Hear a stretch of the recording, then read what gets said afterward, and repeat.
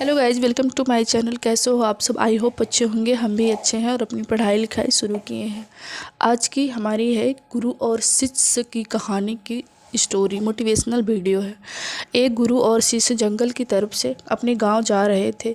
जंगल में बहुत जाने के बाद रात हो जाती है और गुरु और शिष्य सोचते हैं कि यहाँ आसपास के गांव में किसी रुक जाते हैं। तो शिष्य बोलता है, गुरुजी हम लोग कहीं रुक जाते हैं। तो गुरुजी सर हिला के कहते हैं ठीक है। तो वो जाते हैं तो एक झोपड़ी में गरीब के खटखटाते हैं। तो गरीब दरवाज़ा खोलता है और कहता है क्या है बताइए। तो शिष्य बोलता है हम अपने गांव जा रहे थे और रात हो गई है, हम आपके यहाँ रुक सकते हैं, क्या रुक जाएं? तो गरीब बोलता है ठीक है आप लोग रह सकते हैं, अंदर आइए। तो अंदर जाते हैं तो गुरु देखते हैं कि उसके पास बहुत गरीब था, कुछ नहीं है। तो पूछते हैं कि आपका घर गृहस्थी कैसे चलता है? तो वह गरीब आदमी बोलता है मेरे पास बहुत ज़मीन है, लेकिन लोग कहते हैं यह बंजर है और यहाँ कुछ नहीं उगाया जा सकता है। अगर यहाँ पर उगाना एक बेवकूफ़ी है। तो मेरे पास एक भैंस है, उसी से मेरी रोजी रोटी चलती है, मेरी घर गृहस्थी चलती है। तो शिष्य गुरु सो गए। फिर यह बात उसकी सुनकर गुरु ने फिर रात को शिष्य को अपने जगाया और उसकी भैंस लेकर वहाँ से चले गए।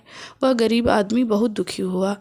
फिर उसके बाद शिष्य और गुरु जब रास्ते में गए तो शिष्य बोला, गुरुजी आपने ऐसा क्यों किया?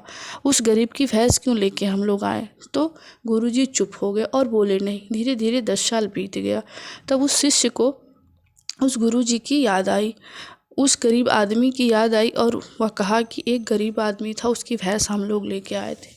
बड़ा होने के बाद जब वो गया और देखा उस जंगल में उस झोपड़ी के बगले एक आलीशान बंगला बन गया था। झोपड़ी नहीं दिख रही थी और वह आदमी एक अमीर आदमी बन गया था जो गरीब था।